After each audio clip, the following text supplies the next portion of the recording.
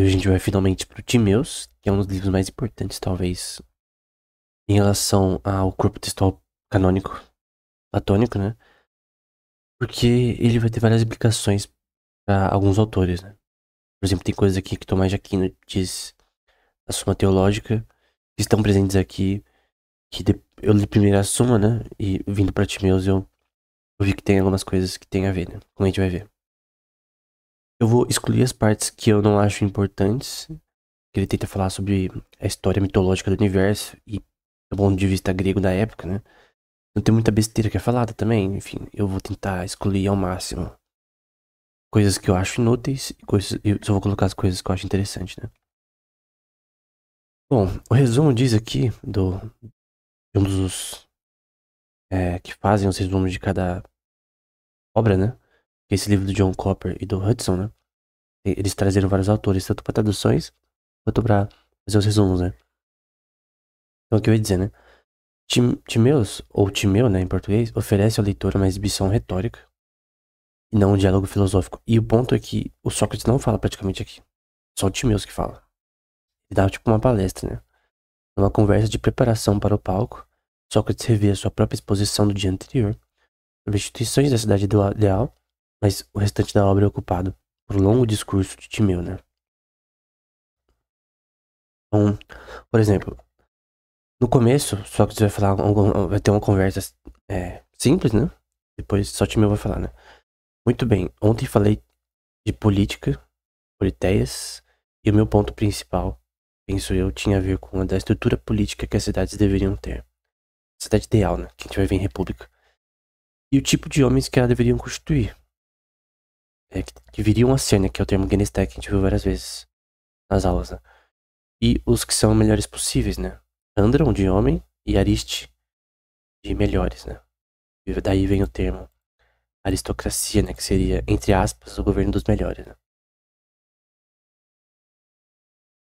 E aí vai falar um pouco sobre Timeu, né? Ele é de Locri, uma cidade italiana, sob domínio de excelentes leis. Nenhum de seus compatriotas o supera em propriedade ou nascimento, né? É uma coisa muito importante que a gente viu em Menexenos, né? Essa questão de que era uma sociedade muito elitizada, né? Embora Sócrates não era da elite como outras pessoas eram, você tinha essa questão de que a família que você nascia tinha uma grande importância na sua vida, né? Ele passou a ocupar posições de suprema autoridade e honra na cidade. Além disso, a meu ver, ele domina todo o campo de filosofia, né? De fato, a exposição dele era bem longa, né? E ele fala sobre muitos temas. E muitos dos pontos que a gente vai ver inicialmente são sobre mitologia, né? Então, você tem que entender que a cosmovisão é um termo muito importante, né? Tanto na filosofia quanto na teologia. A cosmovisão grega, ela tinha como base a mitologia. Seja de Homero ou de poemas como de Hesíodo ou Eurípides e outros autores, tem base na mitologia, né? E ele vai falar um pouco sobre como a origem da mitologia grega, ela tem base, na verdade, na mitologia egípcia. Então ele vai falar que no Egito, começou o Critias, né? Embora não se sabe quem é o Critias aqui, se é o Critias que a gente viu de outro diálogo, da Tirania dos 30 ou é outro. Naquela parte do delta, onde o curso do Nilo, né? E lembrando que o Nilo se estende depois do Egito para outras nações, né? Se divide em torno do vértice a um distrito chamado Saiticos, né? Se não me engano, até hoje é chamado dessa forma. A cidade mais importante desse distrito é a Sais. Essa de fato também é a cidade de onde vem o rei Amasis, né? Amasis reinou Basileus, né? Que Basileu é rei, né? Essa cidade foi fundada por uma deusa cujo nome é Neith, que também é citada em outros diálogos, né? Platônicos.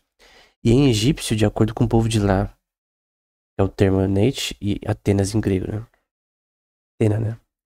E esse é um ponto importante que eu já falei em outras aulas, né? E Apocalipse fala dessa questão, que toda a origem das falsas religiões, né? Da mitologia pagã, ela tem uma origem singular em Babel. O que seria as proto-religiões falsas, né? Pagãs, sumérias, por exemplo. E proto-babilônicas, né?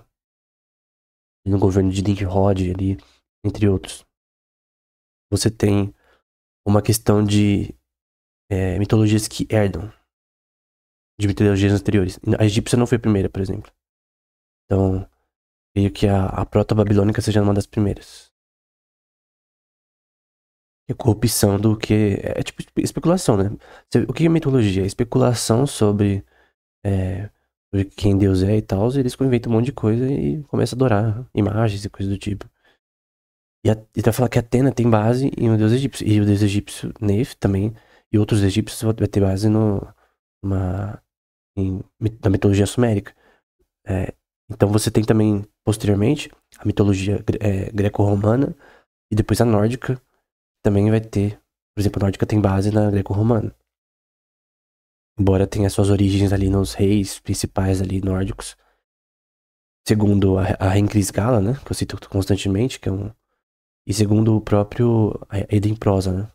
Que a origem dos deuses nórdicos tem a ver com os reis ali da Suécia, da Dinamarca e outras regiões ali, Finlândia, que deram origem aos mitos, né?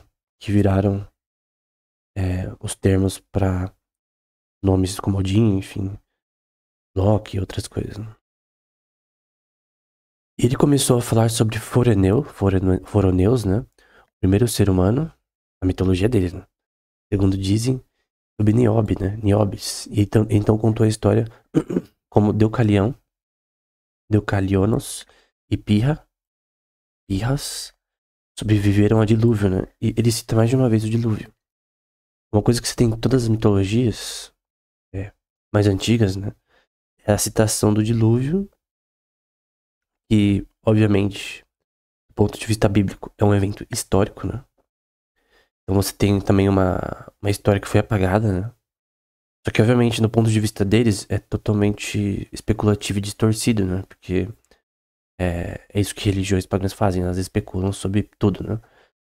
No caso, na minha visão, o dilúvio bíblico foi um evento histórico.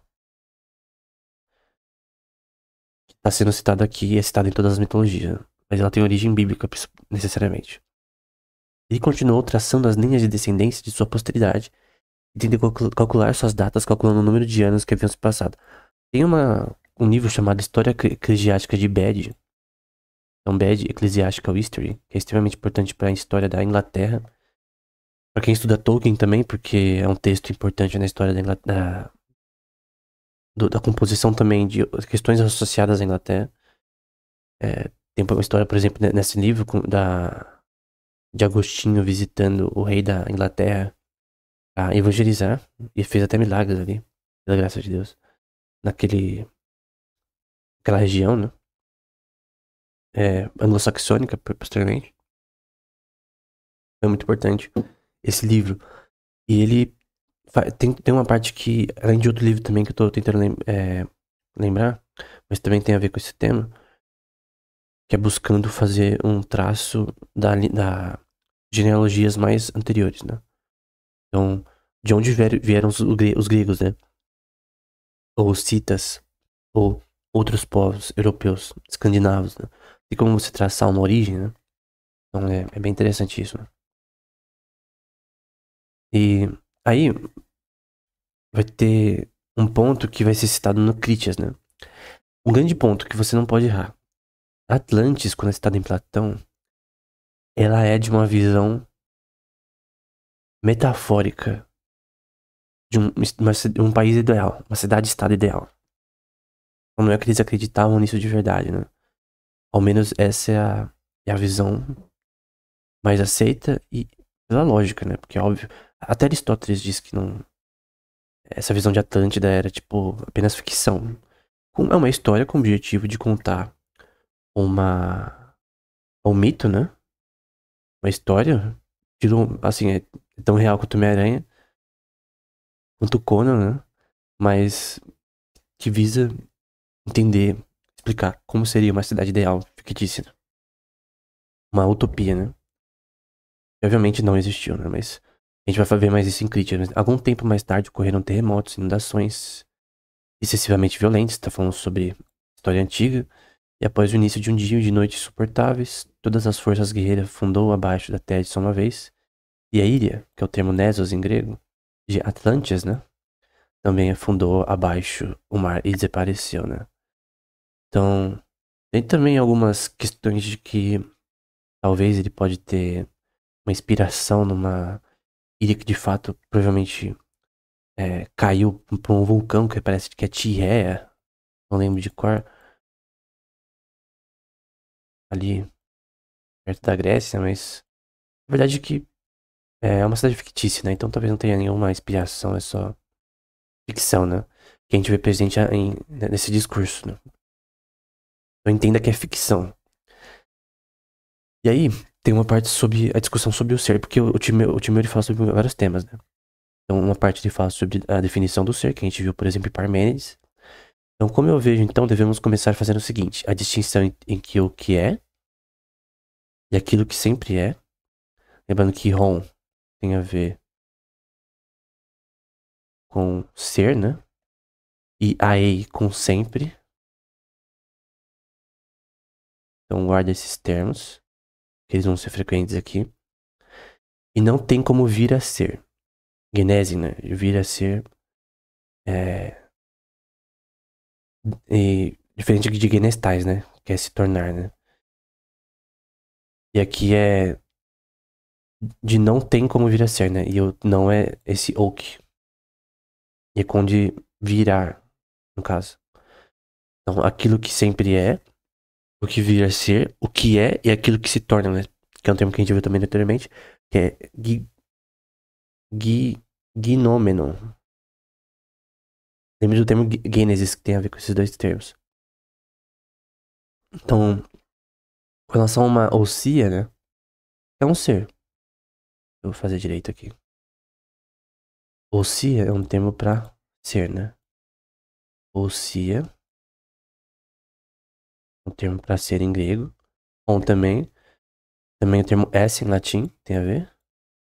Literalmente esse em português, mas significa esse, ser. Então ambos aqui tem a ver com ser. E é uma definição linguística, tá? Não tem a ver com filosofia, especulação. Isso aqui é uma descrição linguística sobre seres vivos, né? Então, por exemplo, seres vivos são definidos como mutáveis, certo? Eles mudam, eles aprendem, eles erram, eles são mutáveis. Então é definido do ponto de vista socrático mais posterior como um ser que Genestein, né? Ele se torna a ser. Então o ser humano ele não só vem a ser, ele é algo que muda constantemente. Então ele não é.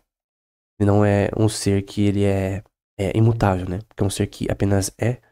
Estin, né? É o termo em grego. Eu vou colocar aqui. São termos que a gente já viu anteriormente. Então, deixa eu lembrar aqui. Estin é nesse contexto.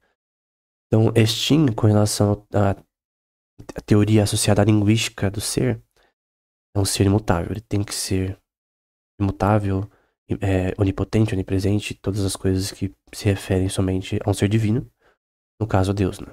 Do ponto de vista bíblico, somente um Deus, né? Presente em três pessoas, Pai, Filho e Espírito Santo. Então, entenda que isso aqui é uma questão linguística. Ele não descreve aqui com detalhes como a gente vê em Parmênides, né? E também em outros diálogos. Porém, o grande ponto é que essa teoria do ser que também a gente vê em Protágoras é muito importante do ponto de vista linguístico, né? Então, aí ele fala um pouco sobre o universo, né? E algumas coisas que ele fala são interessantes, pra ver que naquela época ele já pensava mais ou menos isso, né?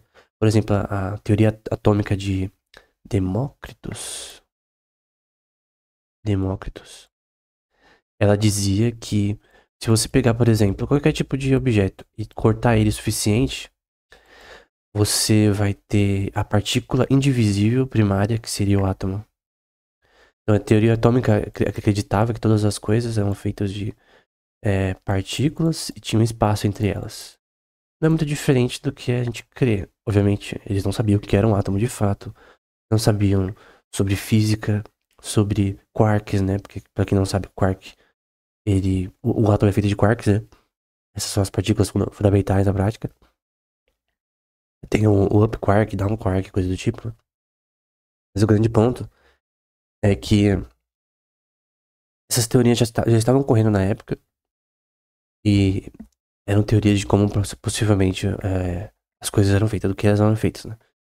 É estranho, né? Porque o cara, ele acertou mais ou menos, obviamente não exaustivamente, mas ele acertou mais ou menos o que seria os átomos, né?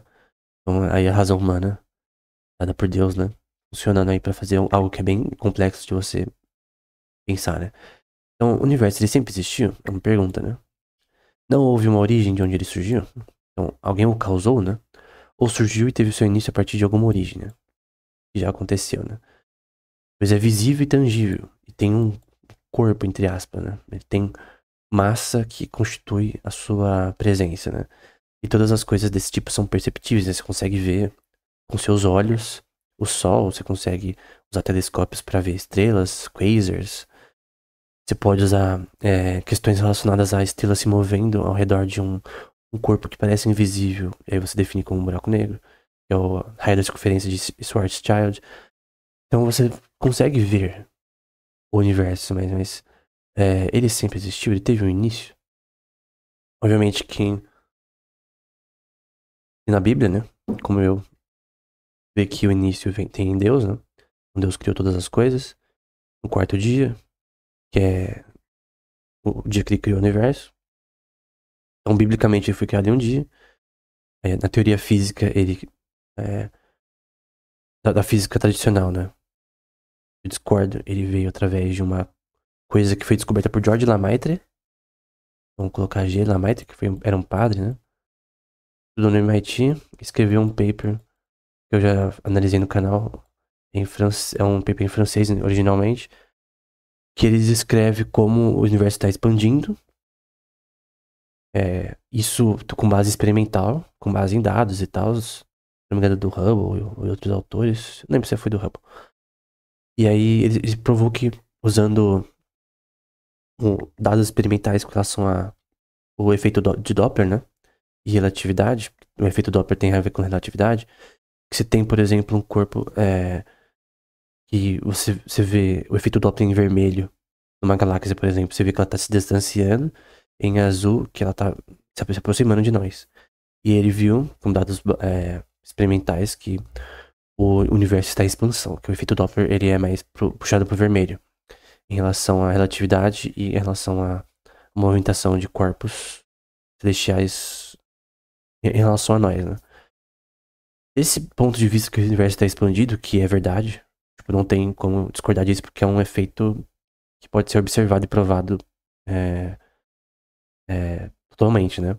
Ele veio com a teoria do átomo primordial, que seria que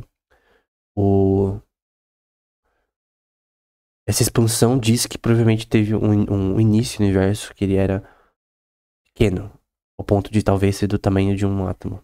Essa é a teoria do átomo primordial. Hoje em dia a teoria não tem a ver mais com átomo, mas tem a ver com uma região no espaço. Eu vi o Sam Carroll. Sam Carroll falando sobre isso. Sam Carroll. Que é mais agora como acho que tá errado o nome dele, mas é mais ou menos isso. Que agora mais ou menos você tem uma região no espaço que aconteceu o início e que teve uma expansão que inicialmente seria rápida, depois mais estásis, né? Mas sim com uma entropia positiva. É querido pela segunda lei da termodinâmica que o universo tem uma entropia positiva, né? E esse tá sempre crescendo, né? Então essa é uma teoria, né? Embora a minha visão é a que Deus criou o universo em um dia. Em que houve sim uma criação que teve uma expansão, né? Essa expansão, só que a expansão é algo que é fisicamente óbvio, né? Então que o universo está expandindo, né? Mas a origem tem a vertente criacionista, que é a que eu creio, e a vertente, que é a vertente bíblica, no caso. E por que você crê na vertente bíblica? Porque é o que está escrito. Então você acredita pela fé, como Deus criou tudo, ele sabe muito mais do que nós sobre como foi criado, né? Então, quem julgaria ser mais sábio do que Deus sobre essas coisas? Ninguém, né? Então, mas quem não tem a fé vai crer mais na visão da física moderna atual, né? Enfim, então, se o corpo do universo tivesse surgido como um plano bidimensional, é muito interessante ele falar isso, hein? O único termo no meio teria sido suficiente para unir essa informação que conjugam os termos consigo mesmo. No entanto, o universo deveria ser sólido e os sólidos nunca serão unidos por apenas um termo médio, né? Sempre por 2. Então ele tentar dizer, né? Qual que é a geometria? Como que a gente descreve, por exemplo, a gente pode dizer que a Terra é um esferoide. A maioria dos corpos celestes tem formato esférico, né? Por questões da massa ela ser concentrada gravitacionalmente no centro dele, né? Então são esferas imperfeitas, né? Mas em universo, né? Por exemplo, o sistema solar ele é como se fosse a movimentação dos planetas só em espiral, né? Niels Abel falava sobre isso, né? E também os primeiros astrônomos a escrever essa questão em espiral, como Copérnico e outros, né? Então a gente sabe que são espirais. A galáxia é uma espiral. Aí, recentemente teve alguns prêmios Nobel que foram dados da teoria que tem buracos negros no centro de cada galáxia, né? Que faria essa espiral agir dessa forma, né? Conjunta, né? Enfim, então você tem questões relacionadas à geometria, beleza, corpos celestes como Sol e Lua e Terra têm uma certa geometria que é óbvia. Quasars têm uma geometria. Buracos negros têm uma geometria descrita pela entropia de Hawking-Birkenstein. Hawking. Entropia sobre buracos negros. Birkenstein. Que é uma questão também topológica, né? Birkenstein. Não vou colocar inteiro. Mas o grande ponto é que você tem como descrever essas coisas geometricamente. Ele tenta fazer isso, né? Embora de forma incompleta, né? Ele fala também mais um pouco sobre o ser. Entre o ser ou sias, né? Que é S em latim. Que é indivisível e sempre imutável. E aquele que é divisível e vem a ser o reino corpóreo, né? Ele vai falar que a visão dele paga que Deus ele misturou uma terceira forma intermediária do ser, derivada de outras duas, da mesma forma. Ísis é de física ou fisiologia ou natureza, né? E tal de mesma, né? Da mesma forma, ele fez uma mistura do mesmo, que eu já vou explicar o que é. Em seguida, um do diferente entre suas contrapartes indivisíveis. Quando eu vejo, por exemplo, essa teoria do ser em Protágoras e Parmênides, a que eu vejo em Timeu é um pouco desconexa. Porque são termos linguísticos, né? A visão de Sócrates, por exemplo, mais tardia dele, da visão do ser, somente em Protágoras, ela é muito superior à que eu vejo em Timeus. Timeu, ele meio que viaja muito. São termos linguísticos, cara. E termos linguísticos com relação ao ser, eu creio que é uma verdade. É óbvio que o ser humano é mutável, toda criação é mutável, por isso ela deve ser descrita como Genestein, né? Como tornando-se a ser. E não como Estin, que é o termo né? Que seria um ser imutável, no caso só Deus. Só que a visão de Timeu é um pouco desconexa. Essa visão que eu vejo aqui, por exemplo, é totalmente desconexa. Eu creio que não deve ser vista como uma coerente, na minha opinião. Linguisticamente, né? Tendo em vista que a teoria do ser tem a ver com algo linguístico, né? Então agora, quando ele misturou esses dois com o ser, e dos três fez uma única mistura, ele redividiu essa mistura em tantas partes para sua tarefa. Aí vem a parte importante, né? Vai ter três coisas. O mesmo, o diferente, tero, e o ser, ou sias, né? Ele tá dividindo até a alma, ele vai dividir a alma em três partes nesse sentido, né? Do ponto de vista bíblico, o ser humano ele é corpo, soma, alma, psique, e espírito, que é pneuma. Essa é a visão pneu. Não, acho que é com epsilon. Então deixa assim mesmo. Vou fazer direito meu pneuma.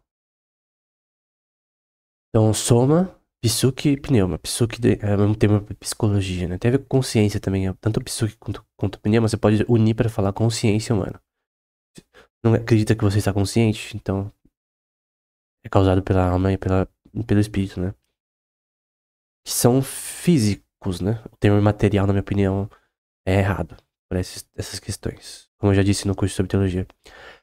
Então, 1 Tessalonicenses 5:23, o ser humano é corpo, alma e espírito. Então a gente crê nisso porque a Bíblia é inerrante, é Deus que escreveu, então inspirou seres humanos a escrever, então a gente crê que essa estrutura tripartite é a correta, do ponto de vista antropológico.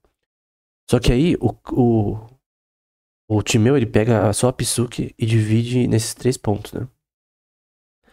E é claro que, por exemplo, linguisticamente o ser define ser humano. Ser humano. Não pode discordar que ser humano é um termo linguístico correto, né? Agora, um animal, diversos tipos de animais, mamíferos, aves. Você descrever eles como seres, por exemplo, os que vivem no mar, seres aquáticos, é, é óbvio, é correto, né? Com relação a peixes, por exemplo. Tipos de peixes, mamíferos também que habitam nos mares, como golfinhos e tal. É uma definição linguística. Não é filosofia e especulação, é uma questão linguística. Uma questão até gramática também. Em relação a como se define o que são substantivos, por exemplo. Como que a gente dá nome às coisas e define que, por exemplo, um ser humano é diferente de um ser aquático, animal, peixe, né? Então você quer fazer uma distinção linguística. Essa distinção, na minha opinião, ela tá estranha, na minha opinião. Não é a distinção que Platão faz. Perdão, Sócrates faz. Quando ele fala sobre a teoria do ser. Então, novamente, eu tô dizendo que isso daqui é tudo... Não inútil, que é legal ver a opinião do Timeu, mas ela não faz sentido. Na minha opinião. Pelo menos do que eu entendi, né? Aí vai dizer sobre o universo e tempo, né? É Cronon. Agora, era da natureza do ser vivo. Zoon physis, né? Zoon vem de Zoe, que é vida, né? Que é um termo bíblico também, que é usado na Bíblia. Embora não foi originado na Bíblia, né? Um termo da literatura grega. Ser vivo, ser eterno. Ouça Aionios. Aionios é de eterno. Também é um termo bastante usado biblicamente. Mas não é possível conceder eternidade integralmente ao que foi gerado, né? Então, qual que é a lógica daqui? Um ser divino, ele é imutável e, portanto, não pode ser gerado. Qualquer ser gerado tem um início. Ele não pode ser Deus, no caso. Deus, ele naturalmente tem que ser não gerado, né? Ele tem que ser eterno, né? Aí você pode dizer, mas a Bíblia diz que Cristo é o primogênito monogênes, né? Da parte de Deus, né? Porque é do ponto de vista em que o verbo se tornou carne, né? O logo se tornou carne. É diferente. Porque Cristo sempre existiu, ele é Deus. Jesus Cristo sempre existiu porque ele é Deus. Então, ele sempre foi Deus. Ele nunca mudou, é imutável. Então, quando o logo se fez carne, obviamente, o dia que Cristo ele tomou forma humana, o verbo se fez carne, o logo se fez carne, que é um termo de... Esse logos é um termo de... Acho que foi inventado inicialmente, né? Acho que Heracles, alguma coisa assim. Mas o grande ponto é que o verbo se fez carne, ele foi temporalmente no momento. Num certo momento, Cristo nasceu, né? Mas ele sempre existiu. Então ele não foi gerado no sentido de que ele teve um início porque ele sempre existiu sendo Deus. Então tem uma questão temporal do verbo se fazer carne, o logos, né? E tem uma questão que ele sempre existiu sendo Deus, né? Que é a sua forma original. E é um tema difícil que eu não posso errar, né? Então tem que falar com cuidado desse tema. Então ele começou a pensar em fazer uma imagem do movimento de eternidade, Ionos Poiesei. Ionos é de eternidade nesse contexto. E Poiesei de fase de mover, né? De fazer algo, uma ação. Ao mesmo tempo que ele trouxesse a ordem ao universo. Ele faria uma imagem eterna, movendo-se de acordo com o número da eternidade, permanecendo na eternidade. E aí ele define esse número como tempo, né? Então, ele está tentando definir o tempo como um ser divino gerou o tempo, né? Porque sendo eterno, sendo atemporal, um ser divino, ele não está limitado ao tempo. Então ele vê o tempo tudo ao mesmo tempo, né? Ser atemporal é ver tudo ao mesmo tempo. Não em sucessões, né? Como Aquino diz. Só que aqui, embora alguns pontos são pagãos aqui, obviamente, especulação que não faz sentido. Por exemplo, essa primeira parte é interessante dele falar que algo divino não pode ser gerado. E que tem implicações teológicas. Então, em vários contextos, linguisticamente, eles acertam alguns pontos. Então, por isso que eu falei que tem implicações teológicas que a gente vê em Tomás de Aquino. Mas em outros pontos ele erra, né? Então, obviamente, isso daqui é uma cosmovisão pagã que a gente tá vendo. Mas algumas coisas ou outras ele fala correto. Assim como Aristóteles no livro Física e Metafísica. A minha cosmovisão dele é grega, é mitológica, né? Mas ainda assim é relevante. Do ponto de vista linguístico, né? E aí tudo isso faz parte do tempo e foi e será formas de tempo que surgiram. Aplicamos tais noções de forma irrefletida, mas incorreta ao ser eterno, pois dizemos que foi, e estai, que eu já disse anteriormente que é o termo para é, então ren é para foi, estai é para é, e será no futuro, né? Então was, em inglês, por exemplo, was, is, é. Então o termo be tá errado, tá? E will be. Não sei se o termo be tá errado, né? Mas will be. Não era, é e será, né? Também é um termo que a gente vê biblicamente, né? Linguisticamente tá aqui, mas a gente vê no Apocalipse, né? O que era, o que é e que há de vir. É uma representação da eternidade de Deus. Nesse caso aqui, está falando que, pois dizemos que o que foi é e será, que é gegonota, mas de acordo com o relato verdadeiro, somente é dito apropriadamente a isso, né? Então ele está tentando descrever noções temporais com relação a seres, né? Então, por exemplo, nós, seres humanos, temos o início. Você tem a sua data de nascimento, e antes disso você não existia. Então, como que define linguisticamente um ser que é eterno e um ser que ele teve um início, né? Como ser humano. Vou aplicar isso pro universo, enfim. É linguística, não é... Tudo aqui não é filosofia apenas, especulação. Alguns pontos são linguísticos e por isso não estão errados, né? Assim como eu dizer que x é igual a y, ou x é maior que y, são tautologias que são óbvias e não depende de alguém explicar pra ser correto, né? Bom, aí começa a fazer um resumo de mitologia grega, né? Eles acreditavam nisso na época, né? Enfim, a Terra, Gus, e o céu, Urano. Então, por exemplo, a tradução do hebraico para grego do Gênesis 1, no início Deus criou os céus e a terra, né? O termo para terra é Gus e o termo céu é Urano, só que no plural, nesse contexto, né? Bíblico. Gênesis 1:1. Gênesis 1:1. Ele usou o termo Gus e Urano, né? Só que aqui é mitologia, né? Essa passagem aqui é mitológica. É tão real quanto Homem-Aranha, tá? Então deram a luz Egenesten ao oceano. Então, o que primeiro veio? Terra e o céu, segundo Timeu. Depois deram luz, que é gerar, né? É o oceano, oceanos. Strabo usa o mesmo termo para oceano. Tétis, uma deusa aí, né? E por sua vez deram luz a Forces, Forques, Cronos e Rhea. São três deuses pagãos aqui. Orcus, Cronos e Rhea.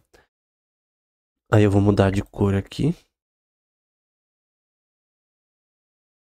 Cronos e Rhea deram luz a Zeus, Hera, assim como todos aqueles irmãos que são chamados pelo nome que conhecemos. Se você ouvir outras obras de Platão e também ler um pouco sobre a mitologia nórdica, e também que ela pegou certas questões assim também da mesma forma, Zeus, Hera, Cronos, todas essas coisas têm uma base também, tanto mitológica quanto pessoas reais. Isso aqui pode ser tanto especulação quanto em base do que em outros diálogos platônicos, né? Na verdade, a origem dos termos dos deuses mitológicos são em reis, né? Que existiram de verdade ou não em lendas, né? Tipo, a lenda arturiana de Arthur. Arthur existiu? Não sei. Tem um poema, por exemplo, chamado Igododin. Igododin. É um dos primeiros, não sei se é o primeiro, que cita Arthur. Não sei se eu tô escrevendo errado. Eu tô começando a estudar sobre lendas arturianas. Eu já li algumas coisas, mas o Igododin, por exemplo, é um poema que é um dos primeiros a citar Arthur, de certa forma. Só que o grande ponto é que você tem a mitologia com base em reis que existiram normalmente. Então, a mitologia egípcia tem base também em faraós que existiram. Então, os primeiros a unificar o Egito, coisa do tipo. Então, tem uma questão mitológica que tem uma base em pessoas, né? Então, os deuses, sejam gregos, romanos, nórdicos, egípcios, sumérios, eles normalmente têm muita coisa, invenção total, né? Mas a inspiração dessa invenção, ela é também em pessoas que provavelmente existiram ou não, ou que é uma lenda, enfim. Mas a origem das mitologias é muito a ver com isso, né? Então, liderando o caminho, aqui é a parte que fica legal. Liderando o caminho estará a forma primária, o tetraedro, a menor estrutura, cujo triângulo alimentar é aquela cuja a hipotenusa. Então vamos lá. Tem um triângulo equilátero, por exemplo. Aí você tem os lados desse triângulo, você tem o lado cateto oposto, cateto adjacente. E aqui na ponte maior você tem a hipotenusa. Eu vou colocar em vermelho. Uma coisa, para quem gosta de ciência da computação, você estudar tanto geometria quanto. Até pra estudar lógica também, você precisa estudar trigonometria, né? Pra quem faz os cursos de computação quântica do canal, ciência da computação, inteligência artificial, você é obrigado a estudar trigonometria. Enfim, a hipotenusa tem o dobro do comprimento do seu lado menor. Agora, quando um par desses triângulos é justaposto ao longo da diagonal, suas duas hipotenusas, isso é feito 3 vezes, ele vai descrevendo isso. E aí, no fim, o resultado é um único triângulo equilátero composto de 6 desses triângulos. O que ele está descrevendo aqui? É um tetaedro. É uma estrutura geométrica que a gente vê aqui. Então, isso aqui é de um site chamado Hellenic Fate. Eles fizeram uma imagem muito bem feita aqui sobre os sólidos platônicos, né? Que eles aplicavam para a real, né? Então não era só matemática pura aqui, né? Então, tem o tetaedro com 4 lados, né? Pode aplicar também a lei de Euler para isso daqui. O octaedro, 8 lados. O hexaedro, o icosaedron, não sei como é em português. Esse daqui eu já desenhei usando os elementos de Euclides. Então, os elementos de Euclides tem uma parte que ele explica como você desenhar essas figuras, né? Eu não sei se tem. Acho que tem todos. Eu acho que tem todos, se não me engano. Estão aqui, né? Eles explicam como desenhar usando um compasso e uma régua, né? Essas figuras, né? Eu sei que eu já desenhei o icosahedron, um trabalho de escola do meu irmão, que foi rejeitado, né? Foi assim, a lição, o trabalho era pra criança, né? Desenhar figuras geométricas, né? Aí eu fui ajudar, né? Meu irmão e tal. Eu tava lendo elementos de Euclides ainda. E aí eu desenhei o icosahedron e o dodecahedron na folha de papel, né? A professora viu isso e falou: o moleque de 8 anos não fez isso, né? Aí o trabalho dele foi cancelado, né? Acho que eu exagerei, né? Mas enfim. Mas basicamente, você tem aqui, principalmente o dodecahedron, né? Que vai ser de uma teoria. Hoje em dia a gente já sabe que é mentira, que não é verdade, né? Que é o éter, né? Foi Einstein que provou que o éter não existe, que seria uma força que faria o universo se mover da forma que se move, os planetas e tal. Mas foi provado por Einstein pela teoria da relatividade especial e geral que o éter não existe, principalmente pela geral. Só que o que acreditava os platonistas, né? O universo, ele é um dodecahedron. A estrutura topológica do universo poderia ser um dodecahedron, né? A estrutura do universo poderia ser simplificada com os sólidos platônicos, né? E de fato, tanto a biologia quanto questões do universo como um todo podem ser explicadas geometricamente. A geometria, ela é um tema que se estuda por si só, de forma pura, né? Então, com o objeto dela em si mesma, mas ela tem várias aplicações para a vida real e tem várias relações de explicação da realidade usando geometria, né? Então, qualquer coisa que existe pode ser descrita matematicamente, por isso geometricamente, né? Então, tem um paper, eu não citei aqui, né? Mas chama Mathematical Viruses, ou vírus matemáticos, né? Em que o autor descreve como a matemática atual é muita álgebra e pouca geometria. Você tem lá o seu espaço vetorial, que tem as coordenadas e tal, os vetores, o scalar, e no fim você tem um sistema que não tem mais aquela linha geométrica de antes, né? Não tem uma questão de que talvez alguns poderiam querer a volta da geometria de uma forma mais basilar na matemática, né? Mas a topologia faz um pouco isso, né? Mas o grande ponto é que esses teóricos platônicos serão vistos como as estruturas que descreveriam a natureza, né? Mas tem aqui o que descreve fogo, a água, a terra, a água.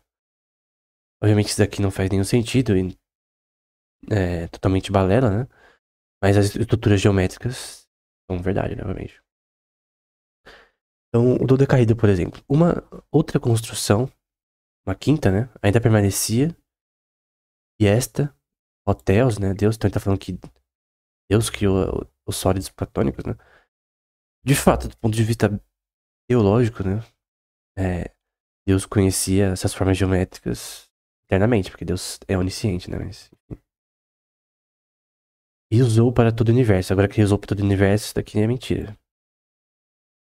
Eu não sei, sinceramente, né? Mas com certeza não foi o Decahedron. Eu não creio que o universo tenha essa estrutura. É muito improvável. Extremamente improvável, né? Eu já vou descrever como mais ou menos é a visão atual, né? Mas a visão de Timeu aqui é que o dodecahedron, né, que tem 12 lados, seria a estrutura do universo, né? O que é legal de você ver, né? É uma coisa legal pra você ensinar alguém, por exemplo. Bom, do ponto de vista da física, e relatividade é muito aplicável nesse contexto, a geral, você tem que a curvatura do universo, né? Se ela for positiva, você tem um, se ela for negativa, então você tem uma geometria esférica do universo, em que, por exemplo, você tem uma geometria não euclidiana. Não euclidiana. Todas as estruturas do universo ela tem que ser não euclidiana, tá? Relatividade geral ela é não euclidiana. Eu não euclidiana.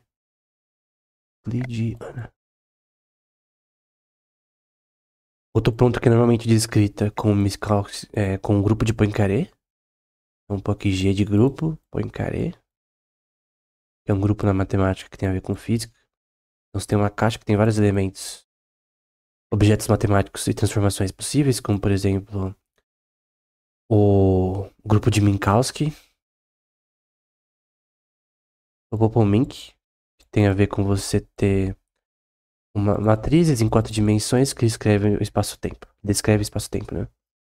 Então você tem o grupo de Minkowski, você tem as transformadas de Lorentz, tem o grupo de Lorentz. Descreve como as partículas vão se mover na relatividade. Você tem Minkowski, Lorentz, tem outro. Minkowski, Lorentz, tem outro também. Mas enfim, esse grupo ele vai descrever. Ah, lembrei. Tem que pôr esse daqui porque ele é importante. Talvez até mais importante. É o grupo de Illier. Isso aqui é tudo relacionado à física, tá? O grupo de Lie é sobre equações diferenciais do tipo Smooth. São tipos de superfície em que você consegue fazer equações diferenciais continuamente, né? Então, um é relacionado à definição do espaço-tempo de forma matricial, um relacionado à questão a como a partícula vai se mover geometricamente por aí, e aqui como você descreve usando equações diferenciais. Então, isso daqui é que a gente chama de grupo de Poincaré, né? Na física. Isso aqui não é especulação, tá? Aqui é física. É um grupo de Poincaré. Então, usando esse grupo de Poincaré, você tem como a partícula vai se mover no universo, como ela deve se comportar em diversos contextos, as regras, né? Que são observáveis.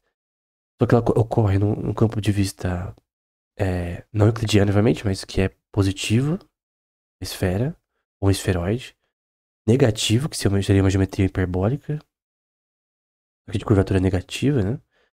Lembra de quando você vê, assim, eu não tenho uma opinião sobre isso, tá? Eu gosto da opinião do, como é o nome dele? Esqueci o nome dele. Do Leonard Susskind, né? Que eu fiz curso de tanto física quântica quanto física clássica dele, né? Tá na página dos cursos gratuitos da Stanford. E A visão dele é o princípio cosmológico, né? Que eu não vou falar sobre aqui, né? Mas do ponto de vista topológico é interessante, mas que seria que lembra da cobertura negativa que tem esse shape aqui de um saddle na, na topologia associada a cálculo, né? Daqui se chama saddle, em que parece um Ruffles, né? O universo ele parece uma bola de futebol ou um Ruffles, né? Cobertura negativa. Ou ele é bidimensional, né? Como o Timeu citou a possibilidade, né? Então, enfim. E aí tem outras possibilidades. Eu obviamente creio que isso daqui é impossível, na minha opinião, mas assim, poderia ser, né? Que é um universo toroidal, né? Então são versões atuais da geometria do universo, né? Que seriam toros, né? Que tem um gênus, né?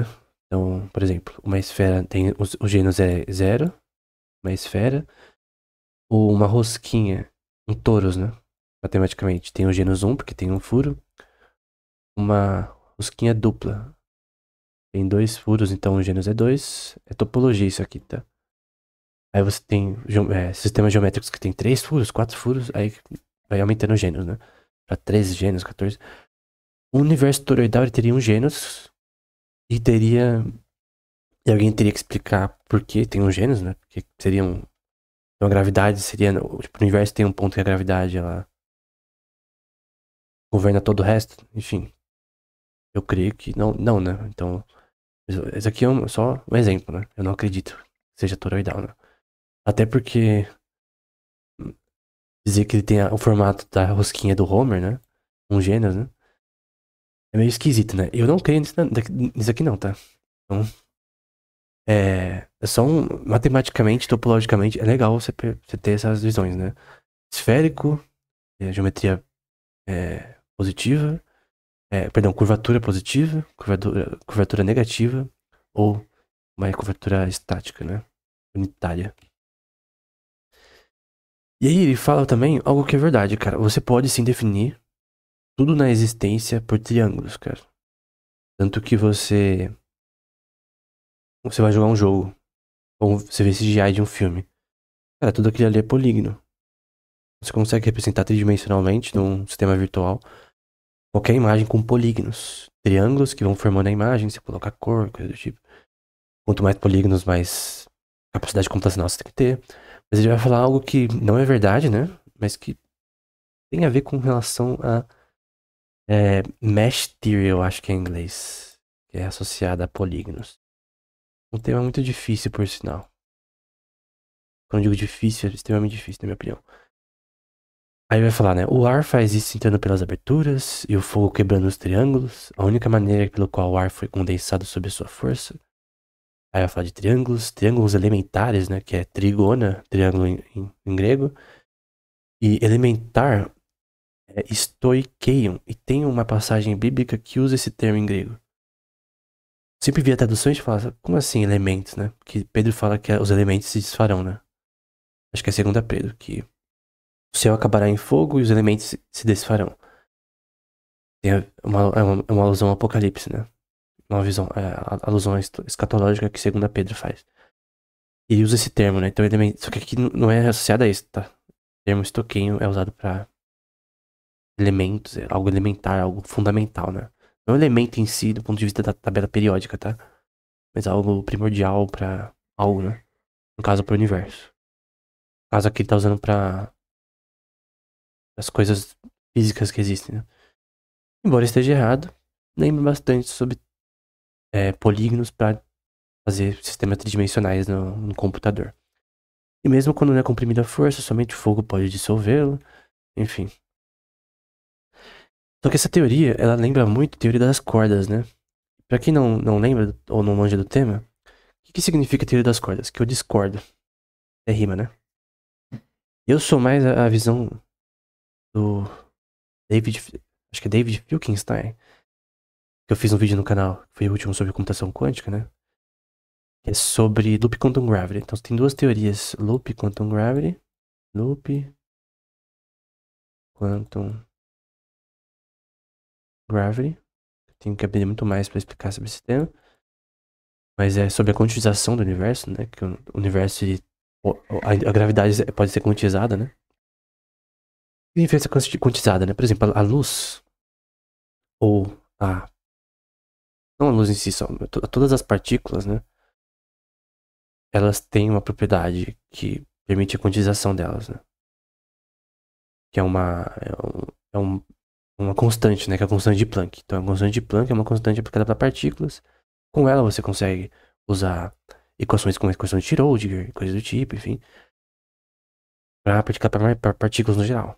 Daí nasceu a teoria quântica, através dessa constante. Essa constante foi primordial.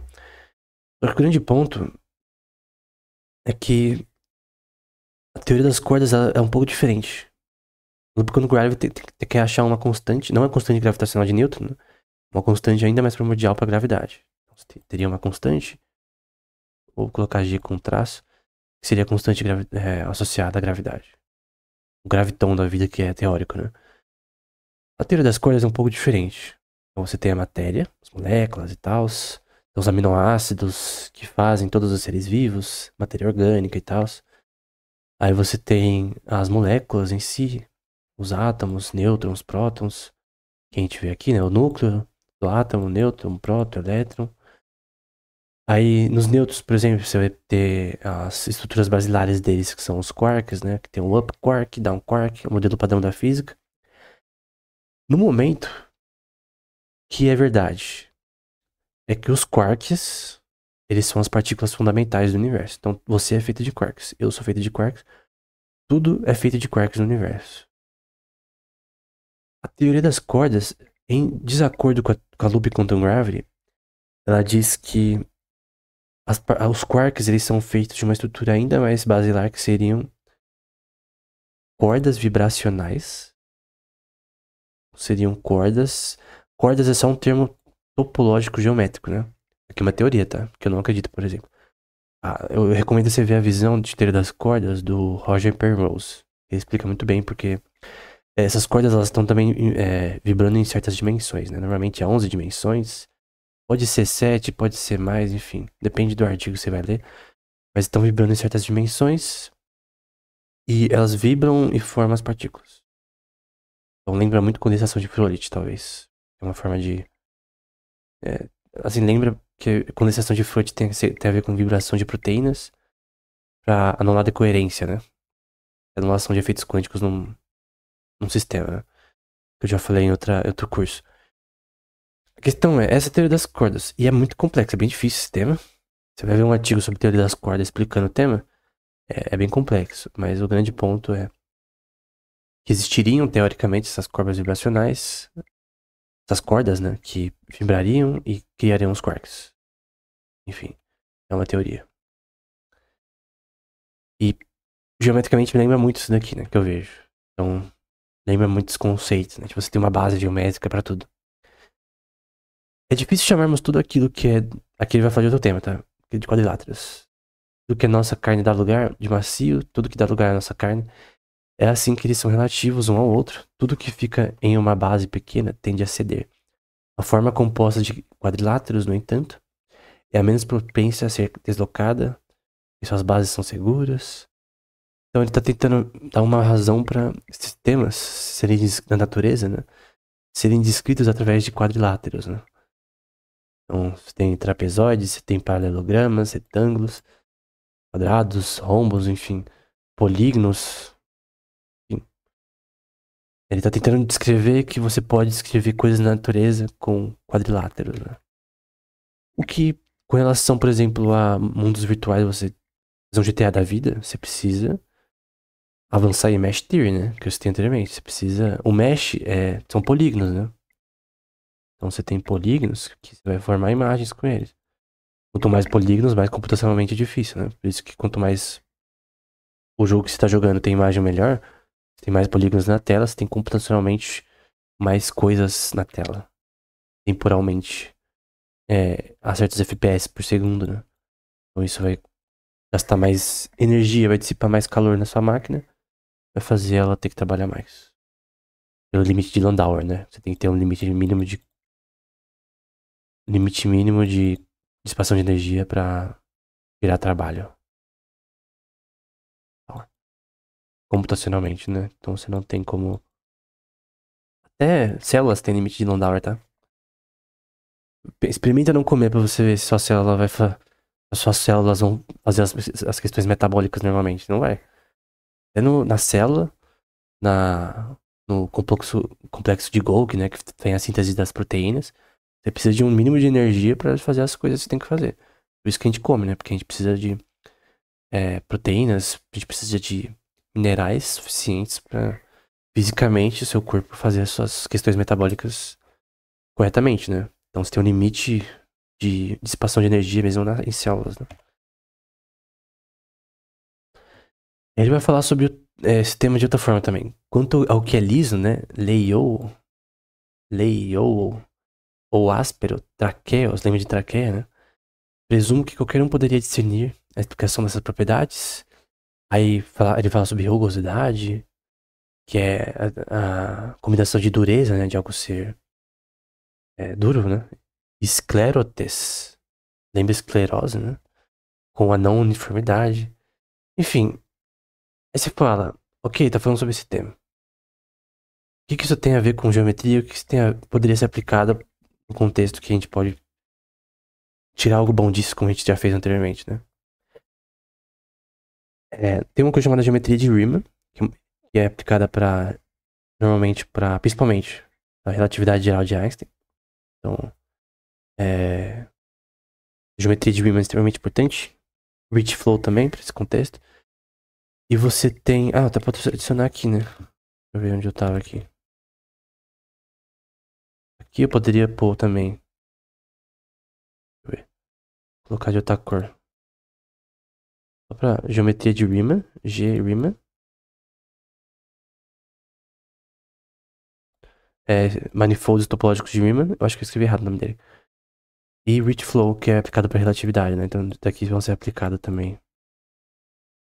pra tudo que a gente viu aqui em cima.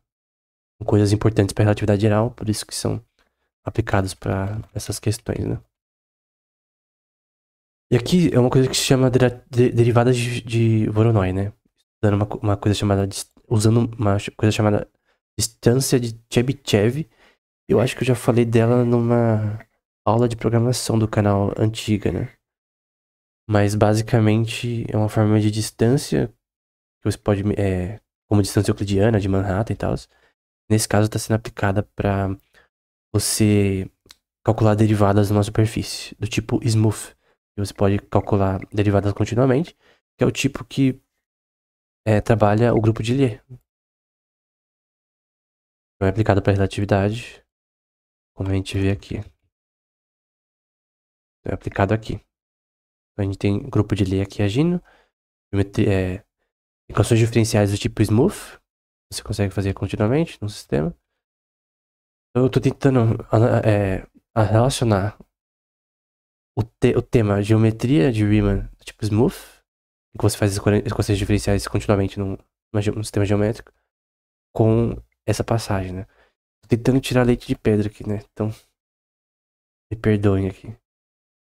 E aqui você tem só uma representação visual, né, da geometria de Riemann, né? É um tema bem complexo, em que você quer calcular geodésicas continuamente de uma estrutura topológica, né? Então, tá andando nesse sistema e você quer calcular topologicamente, por exemplo, que essa seção, como você calcula topologicamente ela? Ou essa seção aqui. Enfim, você tem várias formas de fazer isso.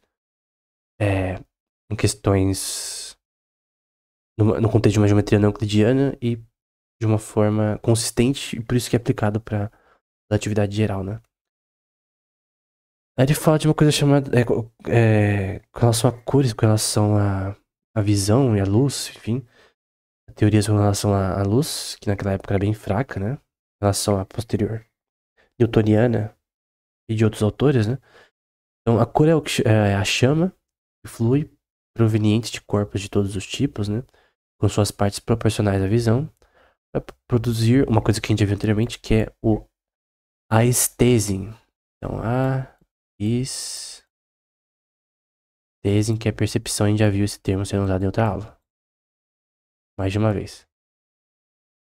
Num ponto anterior do nosso discurso, tratamos apenas das causas. Até o Aristóteles escreveu um livro sobre cores, né? Sobre essa relação de de visão, teorias sobre a luz, né? Mas de um ponto de vista bem assim, cru ainda, em relação à visão newtoniana e outras posteriores, né?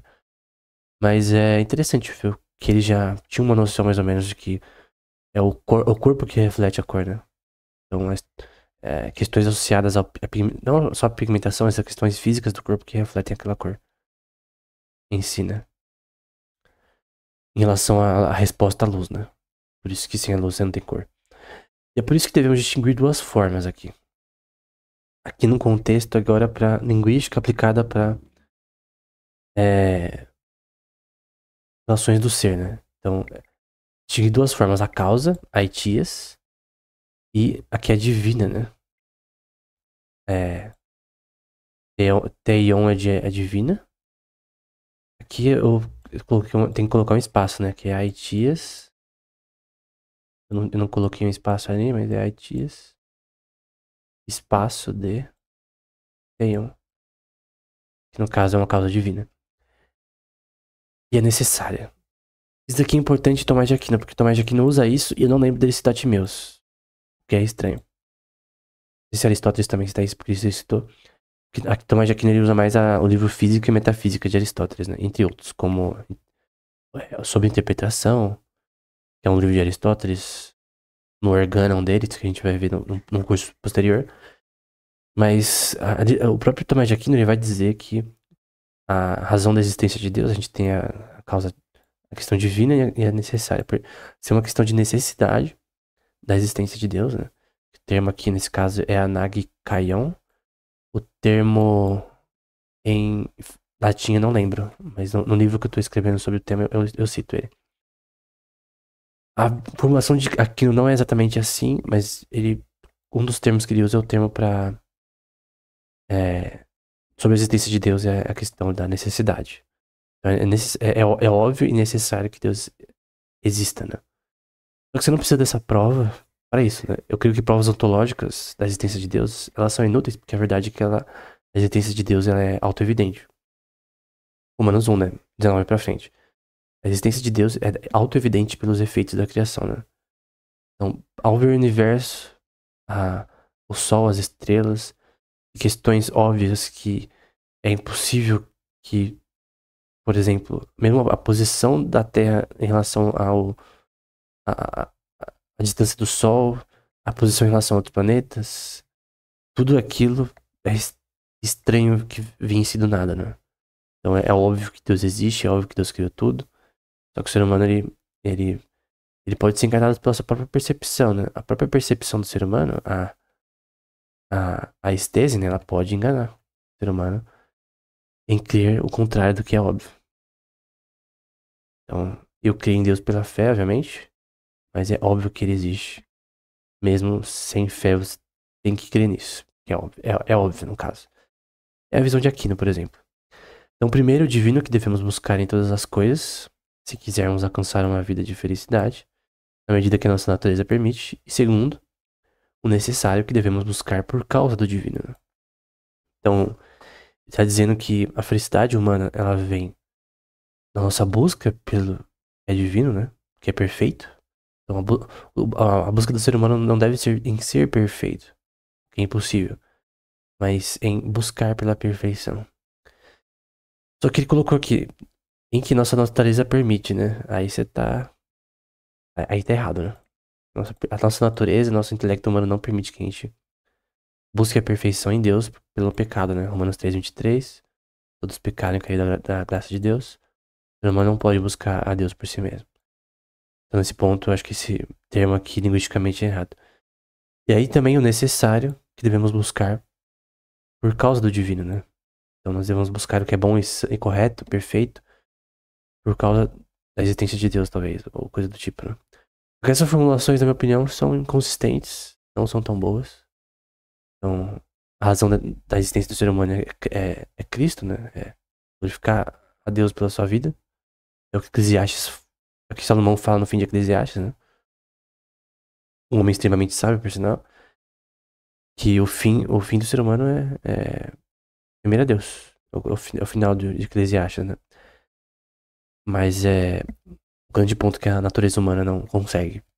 permitir isso, né? Aí a gente vai pra conclusão, né? Um ponto importante, ele vai falar, por exemplo, sobre medicina, né? Por exemplo, a causa da maioria das inflamações no corpo é a bile, né? Que é uma secreção humana. Acho que é do fígado, não lembro se é do fígado, enfim. Aí eu falo de um monte de coisa que não tem nada a ver com nada, né? Pra nós hoje em dia, os avanços da biologia atual. Então eu decidi não citar. Eu recomendo que você leia, é interessante ver aquilo. Porém, é tão nada a ver, cara, que. Por exemplo, ele fala que é óbvio que a causa de todas as doenças tem a ver com ar, fogo e frio, enfim. É tão.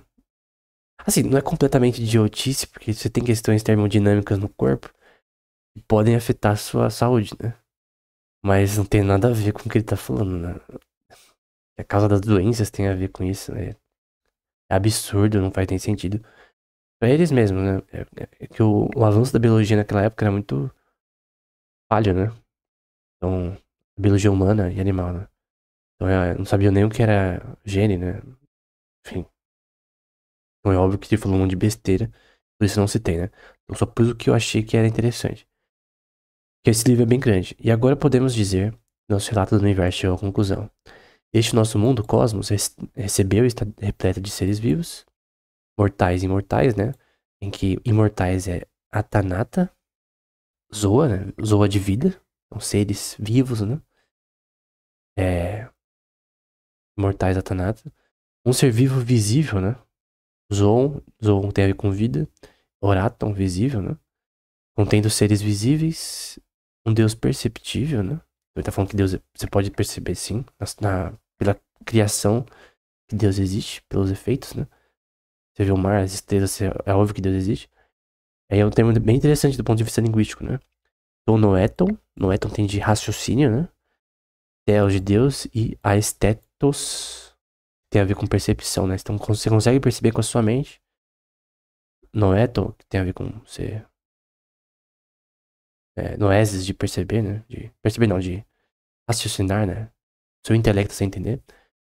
A imagem do ser vivo inteligível, sua grandeza, bondade, beleza, perfeição são insuperáveis, né? No caso de um ser divino, né? Nosso universo, ou Uranus nesse contexto, o termo Korá também é usado para universo.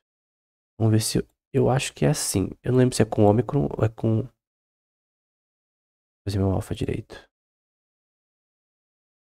Eu acho que é assim ou assim, que é universo. Espaço, no caso, né? Space em inglês.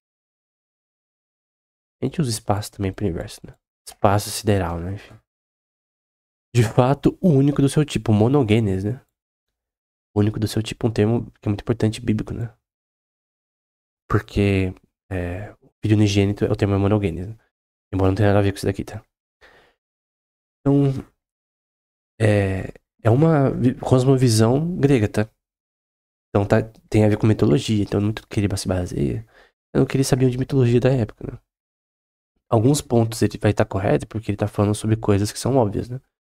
Que um ser divino tem que ser imutável, tem que ser perfeitamente bom, perfeito, enfim.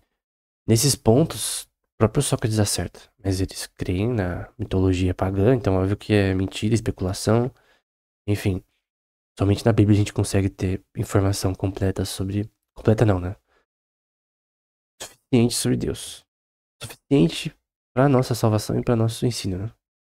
Obviamente, não é possível saber sobre Deus exaustivamente.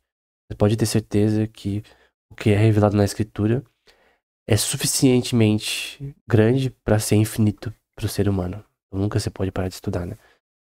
Então, esse tema do time meu tem a ver com a estrutura do universo. Eu tentei, assim, tirar leite da pedra, não que é um texto ruim, né? É um texto que vai misturar muita mitologia. E é legal do ponto de vista mitológico você entender como ele via as questões do ponto da cosmovisão deles, mas é uma cosmovisão tão especulativa e errada, né? Que nem faz sentido eu ficar falando aqui, né? E tentar ficar explicando. Eu só peguei os pontos principais que eu achei interessantes. Mas é um livro muito maior e tem muito mais coisa. Eu recomendo que você leia. É legal. É interessante. Não é o meu preferido. Mas em grandes pontos ele falou coisas diferentes, né? Então O universo sempre existiu? É uma pergunta interessante. Do ponto de vista bíblico, ele tem um começo. Vai ter um fim, né? No caso, começo temporal. Então, tem questões que são interessantes até pra indagações que a gente resolve com teologia ou com física, né? Tem partes aqui que você resolve, você entende melhor estudando física, né? Por exemplo, geometria do universo, tem que estudar física. Tem que estudar astronomia, cosmologia, relatividade geral, enfim. Mas o grande ponto é que é uma história do universo do ponto da cosmovisão grega. Então, é muito importante porque você entende melhor como a cosmovisão grega influenciou autores posteriores, né? Então, esse negócio de cosmovisão é muito importante. Por exemplo, a minha cosmovisão é cristã, a cosmovisão bíblica. Outra pessoa tem uma cosmovisão talvez mais aristotélica, ou uma cosmovisão naturalista, ou nihilista. Uma pessoa que não acredita em nada, né? Tudo. A vida não tem significado, né? Eu acho um absurdo. Na minha opinião, né? Enfim, tem várias cosmovisões, né? Essa é a cosmovisão grega. E meu. Então, minha opinião é bem interessante. É isso. Até a próxima.